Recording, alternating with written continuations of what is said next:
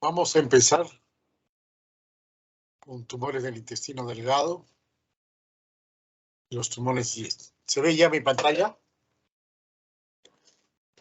Sí, doctor. Perfecto. Vamos a ver tumores y cáncer del intestino delgado, que como ustedes van a ver son raros, por eso les decía que es una clase bastante pequeña la delegada. Y vamos a aprovechar para hablar de los GIST, que es un nuevo tipo de cáncer. Para que vean cómo la oncología es una rama de la medicina muy viva que anda constantemente desarrollándose. Vamos a hablar en cáncer de intestino delgado, incidencia, mortalidad, histología, factores asociados, cuadro clínico, diagnóstico y tratamiento. Y después hablaremos, como les decía, los GIST y algunas recomendaciones de prevención y resumen. En esta primera imagen es un esquema de los diversos tipos de tumores que hay en el intestino delgado. Desde el adenocarcinoma, tumores benignos como lipomas, adenomas, quistes, endometrioides, ¿no?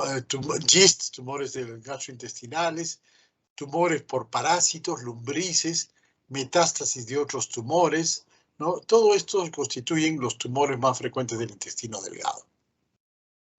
En 1746, Georginis en Hamburger por primera vez en una autopsia describe un tumor primario intestino delgado. En 1761 Morgagni describe otro. Y en 1835 Cuvelier encuentra un tumor benigno del duodeno y lo logra operar. En 1971 los primeros tumores duodenales identificados por instrumentos de fibra óptica. Fíjense qué tardío, porque era muy difícil llegar al intestino delgado, se necesitan unos endoscopios muy largos. Acá ven un pedazo de un carcinoma duodenal. La otra cosa que llama la atención, y es bueno tenerlo en cuenta, fíjense en 6 metros de intestino delgado, que representan el 80% de longitud y el 90% de superficie del tracto intestinal, es muy raro que haya cáncer. Esto implica 2/3 del tubo digestivo. Y así siendo tan largo este intestino, menos del 2% de las neoplasias del aparato digestivo ocurren en el intestino delgado. Es decir, 2.2 a 5 casos por billón de habitantes. Es decir, es bastante raro. 47% son benignos y 53% son malignos. Es decir, 1 al 2% del total de tumores son malignos en el intestino delgado. Evidentemente no figura entre los cánceres más frecuentes ni en Estados Unidos ni en el Perú. Hay 3 tipos histológicos de acuerdo a cómo se presenta este tumor. Pueden ser tumores epiteliales, tumores endocrinos y tumores no epiteliales.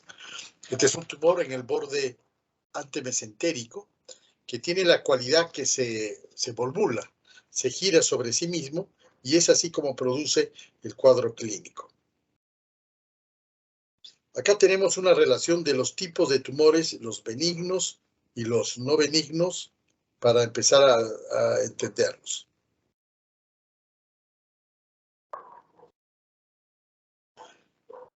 Tenemos varios tipos de los benignos. Epiteliales, cuyo origen son los adenomas. Mesenquimáticos, tenemos 3 tipos comunes: leomiomas, lipomas y tumores desmoides. Y los vasculares, limangioma y hemangioma. Los amartomas, los tumores amartomatosos de las glándulas de Brunner, los asociados al síndrome de Peutz-Jeghers, Cowden, Cronquite Canada y la poliposis juvenil. Los de origen nervioso, como los schwannomas y el neurofibroma, los neurilenomas, neuroma y los ganglioneuromas. Todos ellos dependen del origen donde se inicien y es el que les va a dar el nombre. Y entre los malignos tenemos la mayoría, son adenocarcinoma epiteliales, el 50%, y un 20% linfomas. Varios tipos de linfomas pueden ocurrir en el aparato digestivo: el linfoma tipo MALT, linfoma en Burkitt, linfoma de células T, linfoma de Hodgkin y un linfoma pediátrico. Entonces, la mayoría, 50%, son adenocarcinomas, como el que ustedes están viendo, 20% linfomas, y el resto se distribuyen en estos que son los más raros. Sarcomas, los GIST son los más frecuentes, que lo vamos a estudiar luego, los leiomiosarcomas y liposarcomas, el sarcoma en Kaposi, asociado al HIV, los rhabdomyosarcomas y los angiosarcomas, bastante raros. Los tumores carcinoides, un 30% de ellos ocurren en el aparato digestivo, y la metástasis de otros tumores, como melanoma y otros tumores. En la imagen estamos viendo un tumor metastásico de un melanoma. Brevemente vamos a hablar algo sobre los linfomas primarios. Hemos visto que constituyen el 20% de todos los tumores del aparato del intestino delgado. Y para decir que es un linfoma primario y no un linfoma secundario, usamos lo que se denomina los criterios de Dawson. Es decir, no debe haber linfoadenomegalia periférica ni mediastinal, frotis de sangre periférica con número de glóbulos blancos normales, y el mayor compromiso tumoral debe ser predominantemente del tracto gastrointestinal. Acá vemos un tumor, fue un hallazgo de un intestino delgado con un tumor. Esto terminó siendo un lipoma, felizmente. En general, los tipos histológicos van a variar de acuerdo a la ubicación del intestino. Tenemos adenocarcinomas más frecuentes en el duodeno, le sigue el yeyuno y el ilión. Y el duodeno cada vez va bajando en frecuencia, siendo, como dijimos, lo más frecuente el adenocarcinoma, le siguen los sarcomas y los tumores carcinoides, y al final los linfomas. En cambio, fíjese que el ilio, el tumor más frecuente es el linfoma, el tumor carcinoide también, y los adenocarcinomas son más raros. Hay tres tipos morfológicos que van a darnos el cuadro clínico: los intraluminales, que van a producir obstrucción o intususcepción; los infiltrativos, que van a hacer estenosis; y los serosos, los que están afuerita, como este, que van a producir vólvulos, como el que hemos visto.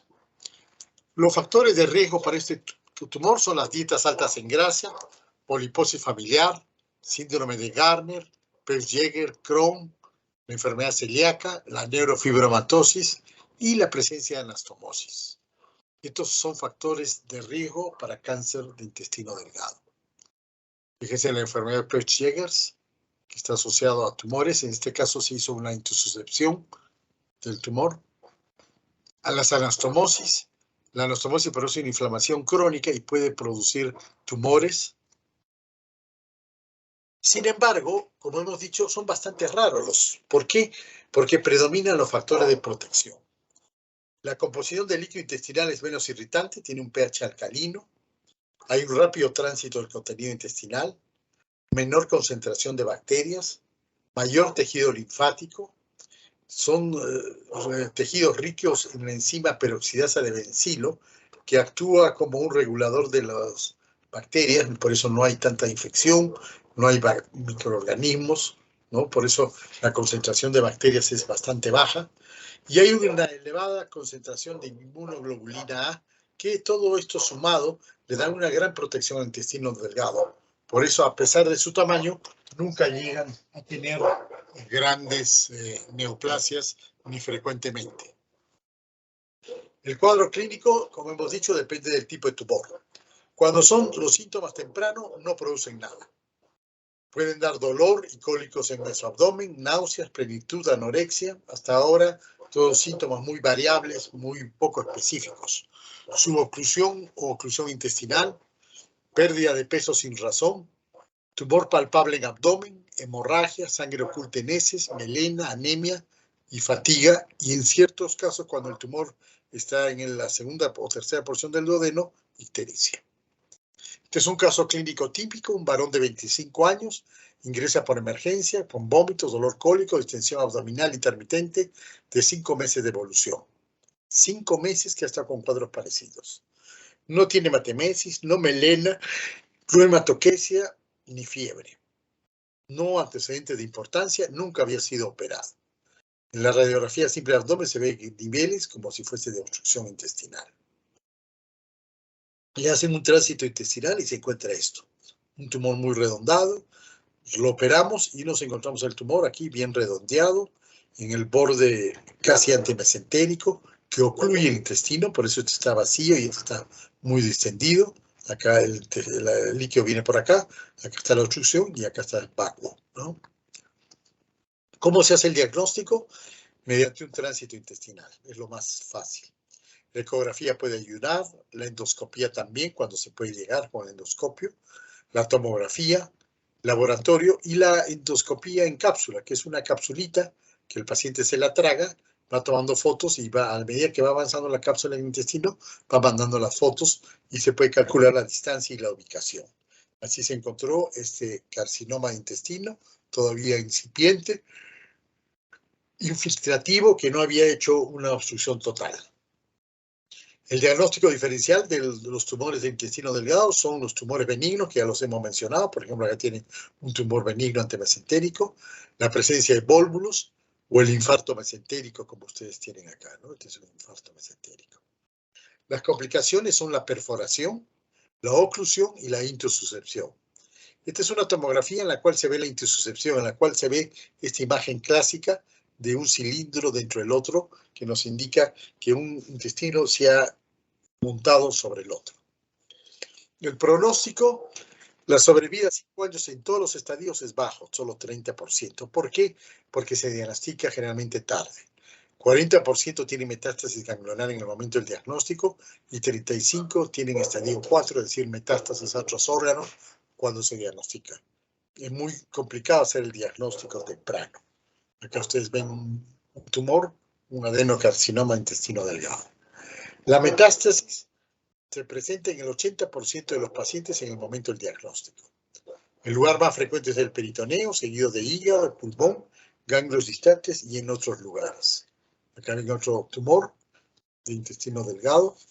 El tratamiento, la resección quirúrgica es curativa, pero también a veces cuando hay metástasis o hay muchos tumores se puede hacer una resección quirúrgica paliativa. Por ejemplo, un bypass quirúrgico. La quimioterapia se usa para estadios 3 y estadios 4, para los GIST y para los linfomas. La radioterapia paliativa se usa ocasionalmente, muy poca radioterapia se usa para intestino delgado. Acá tienen las quimioterapias más frecuentes. 5-fluorouracil, que es un esquema clásico, uno de los más antiguos. FOLFOX y FOLFIRI, que es la mezcla de FOLFOX, es con oxaliplatino, y FOLFIRI con iriditocan como bases, como principales drogas de este esquema. Habíamos hablado algo sobre los linfomas gastrointestinales, ¿no? Los estadios iniciales generalmente se operan porque permite hacer el diagnóstico y solamente se operan las complicaciones de estos linfomas, que son hemorragia y obstrucción. Son altamente quimosensibles y radiosensibles, por eso es que generalmente no se operan y tienen un buen pronóstico. En la imagen ven un linfoma con varios nódulos, uno de ellos ulcerado, pero esto fue operado porque la úlcera producía hemorragia. Después de eso hacen quimioterapias y tienen muy buen pronóstico. Muy bien, ahora vamos a hablar de los GIST. GIST es en inglés, que quiere decir Gastrointestinal Stromal Tumor. La traducción al castellano sería tumores del estroma gastrointestinal, el TEGI, pero en general toda la literatura mundial lo aceptan como GIST, la palabra para describir este tipo de tumores. Acá ven el tumor en el intestino delgado. Son neoplasias mesenquimales o estromales del tracto digestivo. Hay dos tipos, tumores del estroma, llamados GIST propiamente dicho, y hay otros tumores mesenquimales. Los lipomas, liposarcomas, leiomiomas, leiomiosarcomas, tumores de inmunes y schwannomas.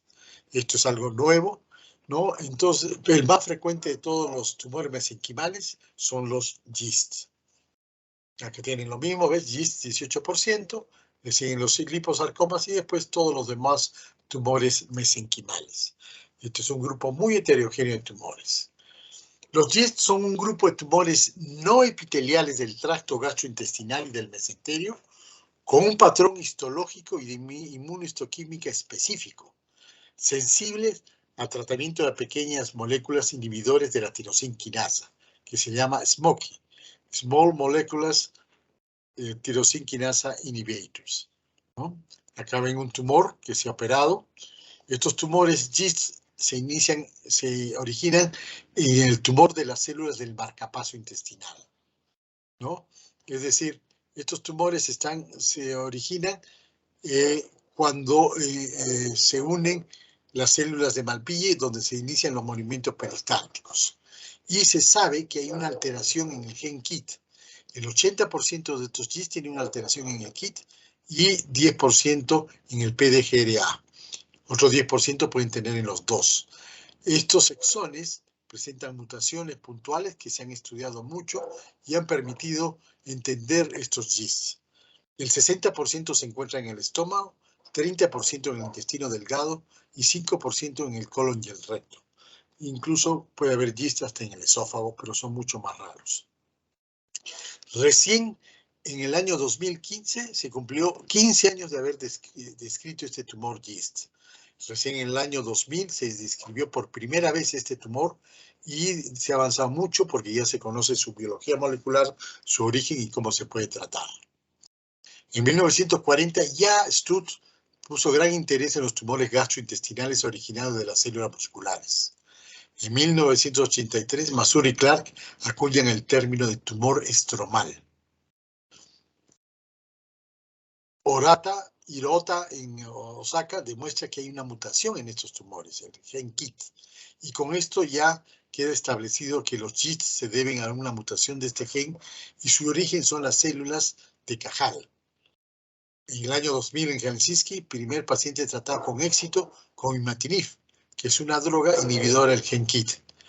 Fíjense, el tumor a veces son muy grandes, ¿no? Pero esta enfermedad tiene una historia asombrosa.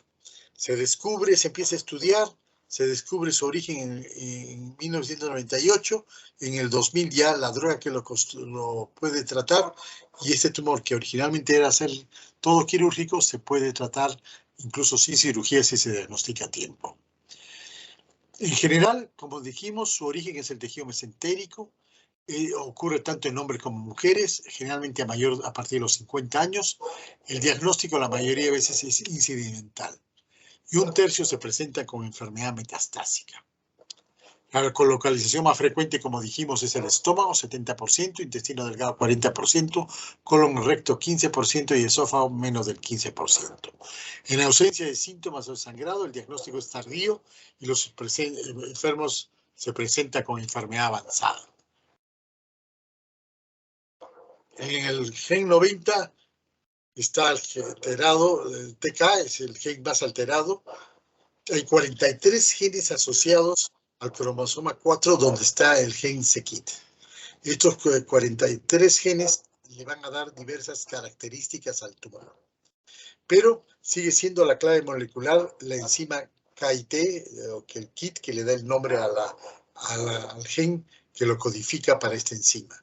Esta enzima va a iniciar una reacción en cadena para el funcionamiento celular que va, al estar aumentada, va a producir mayor replicación celular. Comporte características, como dijimos.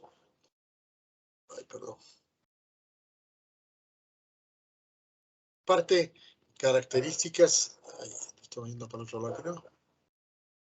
Perdón, me perdí. Ahí está. Características con leiomiosarcomas y tumores neurales. Cabalmente, antes de que se describan los GIST, pensaban que todos eran leiomiosarcomas. Sin embargo, en la neoplasia mesenquimal más frecuente del tubo digestivo, la hemos visto hace un rato, representa 1% de todos los tumores digestivos y 5% de todos los sarcomas. Se presenta entre 7 a 20 casos por millón. En Estados Unidos, 2 cada 100.000 y la sobrevida a 5 años varía del 35 al 65% dependiendo del estadio de la enfermedad. La etiología, la mayoría son esporádicos, sin embargo hay 5% asociados a síndromes familiares autosómicos, como la neurofibromatosis, ¿no? El síndrome primario familiar del GIST, que hay una tendencia hereditaria, el síndrome de Kerner-Stratakis, que se caracteriza por tumores GIST, condroma pulmonar, paraganglioma extraadrenal y otros tumores benignos como adenoma suprarrenal, leomioma esofágico, ¿no? Y hay un GIST pediátrico que es muy raro, más frecuente en mujeres, es más agresivo y está asociado a la deficiencia de la succinato deshidrogenasa más que a la enzima del KIT. Se origina, como les decía, en las células intersticiales de Cajal, las células precursoras primitivas se diferencia hacia células intersticiales de Cajal y células fenotípicamente musculares lisas. Estos son los que hacen el marcapaso intestinal, que regulan el movimiento intestinal frecuente. En estas células es donde se produce la mutación del gen KIT y se empieza a formar el tumor. La función de estos es generar el ritmo autónomo, como dijimos, de las contracciones involucradas en la digestión y el peristaltismo. Son muy resistentes a la quimioterapia convencional y a la radioterapia. Pero la presencia del receptor de tirosinquinasa que se puede hacer con inmunohistoquímica, como ustedes ven aquí, es un biomarcador diagnóstico y es un driver oncogénico, es decir, podemos atacar directamente, es una célula blanco con un inhibidor de la tirosinquinasa y por eso podemos frenar su reproducción. Acá ven el tumor, se le hizo la prueba del c-KIT y el CD17 y salió positiva, ahí está la inmunohistoquímica, entonces el paciente recibió el inhibidor de la tirosinquinasa, que es el imatinib. No, ya dijimos, esto se debe a una mutación en el gen KIT o PDGRA, lo vamos a repetir, acá ustedes como ven, al estar mutado este gen, por estos receptores de superficie que aceptan a la imatinib y de esta manera van a bloquear, van a evitar la fosforilización de este receptor y de esta manera se va a inhibir la reproducción celular. Acá tienen una muestra más del gen KIT, su parte extracelular y la intracelular y donde se encuentran las mutaciones más frecuentes y el PDGRA con sus mutaciones más frecuentes. Empieza este tumor, la carcinogénesis, con una pequeña mutación en el KIT o PDGRA, va creciendo, aumenta las mutaciones y el tumor se hace cada vez más maligno hasta que el tumor GIST se vuelve metastásico. Al volverse metastásico y empieza a invadir otros tejidos y pueden sumarse otras mutaciones que lo hacen más resistente al tratamiento. Acá tenemos el receptor KIT con las zonas receptoras de moléculas que al fosforilizarse van a desencadenar toda este camino, esta vía de replicación y van a hacer que las células crezcan y las vías de supervivencia aumenten. ¿Qué es lo que tenemos que hacer? Bloquearlas estas. ¿Y cómo lo hacemos? Lo hacemos con el imatinib. Esta es la molécula de imatinib, que tiene una función activa y la otra, y al unirse va a bloquear y va a evitar la fosforilización de toda esta vía.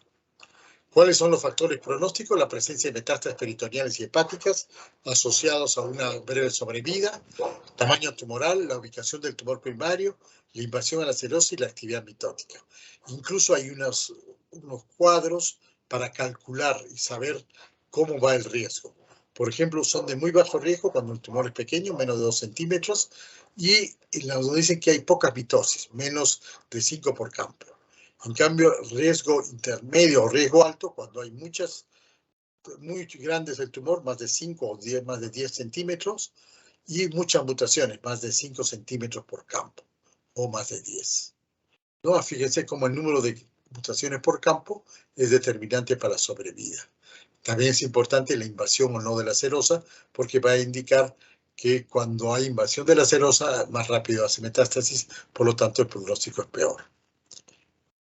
Acá tienen una manera de cuantificar el riesgo de recurrencia según la ubicación del primario, ¿no? Acá tienen los centímetros, la cuenta mitótica, ¿no? Y dónde se encuentra estómago, duodeno, yeyuno y león o recto.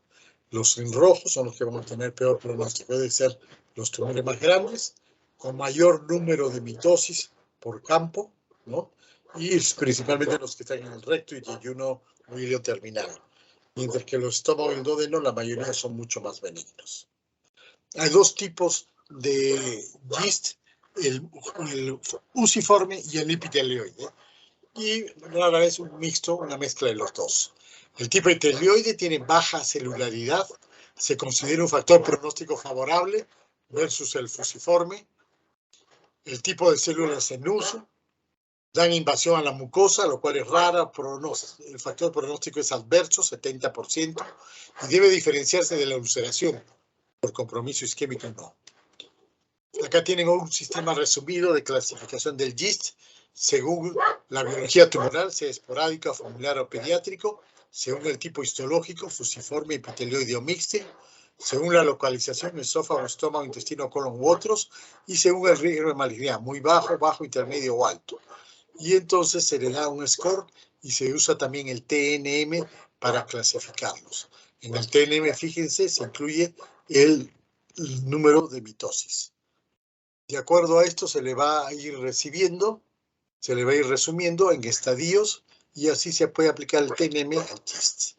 El diagnóstico diferencial son todos los tumores benignos y malignos del aparato del intestino delgado, ¿no? Acá son muchos, como ustedes pueden ver, pero desde el mundo de inmunohistoquímica lo que más lo diferencia es la presencia del gen c-KIT, medido entre el CD117, y este es patronomórfico, nos permite diferenciarlo de los otros. Por eso la inmunohistoquímica es muy útil para hacer el diagnóstico de este tumor. Molestias inespecíficas y digestivas, disconfort, variables como todo el aparato digestivo, una masa palpable, hemorragia gastrointestinal, rara vez puede dar obstrucción y también frecuentemente puede dar metástasis hepáticas y sangrado.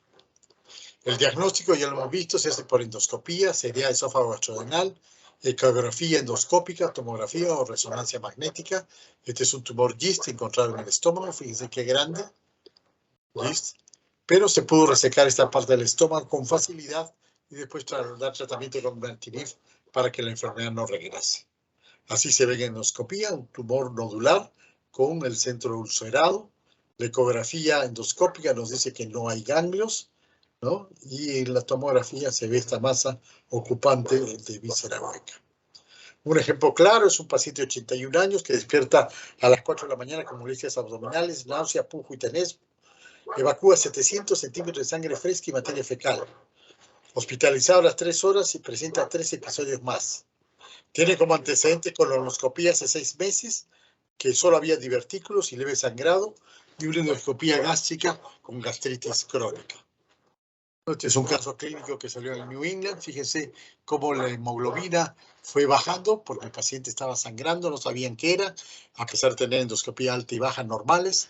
Le hacen una angiografía y reencuentran este tumorcito, que es un tumor sangrante, y entonces por angiografía llegan y lo bloquean este vaso para que pare el sangrado y se detenga el tumor y después recibe GIST. Aunque el tratamiento ideal es la cirugía. El tratamiento es la extirpación en bloque con márgenes microscópicos negativos. Acá tiene el tumor. No es necesario hacer grandes resecciones, simplemente una resección en cuya, ¿no? Acá ven el tumor, un GIST, ¿no? Grande. Puede ser necesario sacrificar a veces órganos adyacentes para lograr la exéresis completa del tumor, pero no es necesario extirpar estructuras vitales para conseguir márgenes inadecuados, ya que sabemos que este tumor responde muy bien a la quimioterapia. Tampoco requiere linfadenectomías extensas. Lo que sí, más bien, la ruptura del tumor durante la cirugía es mal pronóstico, por eso es recomendable, si ocurre eso, hay que hacer un lavado de la cavidad peritoneal para eliminar todas las posibles presencias de células tumorales. Rara vez afectan los ganglios y en caso de metástasis se debe intentar la resección de la metástasis. El GIST roto en el interior de la cavidad abdominal indica una recidiva casi segura. Por eso la cirugía laparoscópica está un poco contraindicada por el miedo que se rompa el tumor. El riesgo de romperse al manipularlo, lo correcto es iniciar el tratamiento lo más pronto posible con Gleevec y imatinib y dejar la operación para meses después, cuando el tumor se haya reducido y enfriado y resulte seguro su extracción. A veces hay tumores muy grandes, fíjense este que ocupa casi toda la cavidad peritoneal, era un GIST, que se le dio tratamiento para evitar grandes resecciones, después se le operó. Entonces, cuando podemos lograr un diagnóstico de GIST antes de la cirugía, la conducta debe ser así. Tenemos el diagnóstico de GIST si es localizado o avanzado. Si es avanzado hay que dar imatinib. Si es localizado y no metastásico, lo ideal es la cirugía. Si es metastásico o irresecable, tiene que recibir imatinib. Después de la cirugía se debe evaluar si da imatinib en el postoperatorio. Después de recibir imatinib y tiene una buena respuesta, puede ser operado. Pero si progresa, debemos cambiar a segunda línea en vez de imatinib, sunitinib y evaluar siempre la cirugía. Ahora, la adyuvancia es con esta droga, el Z9000, que era el nombre original de imatinib. Después se le puso ya el nombre farmacológico que hoy día se usa, ¿no? Y si hay estudios que se ha visto que es mucho mejor del placebo. Acá viene un tumor grande, fíjense por dónde pasaba, obstruía casi toda la luz. Entonces, la terapia ideal es el mesitiliato de imatinib y la cirugía. La radioterapia y la quimioterapia convencionales pueden usarse después de la cirugía, pero no tienen eficacia probada. Acá tienen un receptor PDGRA duplicado, activado, y acá viene el imatinib a bloquearlo y va a inhibir toda la fosforilización posterior. El imatinib es un tratamiento que se da oral, el Glivec, ¿no? Por vía oral y se da de acuerdo al peso del paciente. Fíjense cómo mejora la sobrevida, ¿no? Sin imatinib y con imatinib. Notable es la respuesta con el imatinib. Desgraciadamente pueden hacer resistencia al imatinib, pueden aparecer tumores o volver una resistencia porque hay una serie de mutaciones que se siguen dando y eso hace que hagan resistencia al imatinib. ¿Puede haber efectos adversos del imatinib? Claro que sí, como hemorragia digestiva por necrosis tumoral, diarrea, edema periorbitario, eczema, difusión hepática, mialgia, fatiga y a veces intolerancia a la droga. Fíjense cómo responde este tumor grande con imatinib, lo que quedaba casi nada, acá está, chiquitito, después de haber recibido varios meses imatinib. Acá también ven un tumor grande, ¿no? Y metastasis que han desaparecido después del imatinib. En caso de recibidas, el 60% pueden tener recibidas o metástasis, se localizan la mayoría en el peritoneo y en el hígado y rara vez a distancia. Cuando dan a distancia puede ser el pulmón o el hueso. El paciente fallece por complicaciones o por extensión del tumor abdominal. La resistencia al imatinib constituye un problema. Hay una resistencia primaria en 15 a 20% de los pacientes debido a mutaciones en el exón 9 del gen KIT o el 18-PDGA o ambas, y secundaria a los 27 meses por mutaciones en el exón 17 y 11 del gen KIT. En caso de que haya resistencia al imatinib, se puede usar el sunitinib, otro inhibidor de la tirosinquinasa, que también actúa sobre el gen KIT y es sensible a este tumor. Además, hay otras alternativas al imatinib, que ya dijimos el sunitinib, pero también tenemos el nilotinib, el desatinib, el sorafenib, regorafenib y incluso el everolimus. Cada vez se está buscando mejores drogas, pero lo importante es la prevención. Adecuados hábitos alimenticios, evitar consumo abundante de grasas, reducir ingesta de proteínas animales y restringir alimentos ahumados, no fumar y limitar el consumo de alcohol. Conclusiones. Los tumores gastrointestinales son poco frecuentes. Más frecuente es el tumor mesenquimal denominado GIST. El GIST tiene una excelente respuesta a la cirugía e inhibidores de la tirosinquinasa como la imatinib o sunitinib. Eso es todo lo que les quería decir de tumores del aparato digestivo y vamos a